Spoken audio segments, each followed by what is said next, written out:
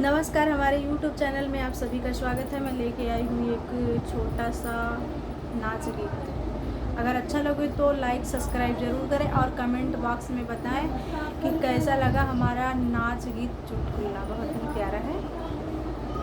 छिछिल नदिया घड़िला डूबत नाही, छिछिल नदिया घड़िला डूबत नाही। कह तू त मोरी ससु नैहर चली जाइती, कह तू त मोरी ससु नैहर चली जाइती। बलम पगलू आ नहीं जाई है कि नाही, बलम पगलू आ नहीं जाई है कि नाही। छिछिल नदिया घड़िला डूबत नाही, छिछिल नदिया घड़िला डूबत नाही।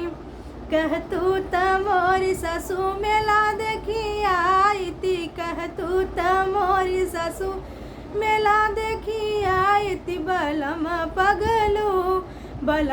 पगलू पैसा दे है कि नाही, बलम पगलू पैसा दे है कि नाही। छिछिल नदिया घड़िला डूबत नाही, छिछिल नदिया घड़िला डूबत नाही। कह तू त मोरी ससु कुआं कूदी आईती, कह तू त मोरी ससु कुआं कूदी आईती। बलम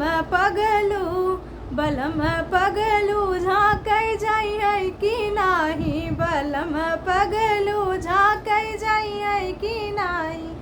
छिछिल नदिया घड़िला डूबत नाही, छिछिल नदिया घड़िला डूबत नाही।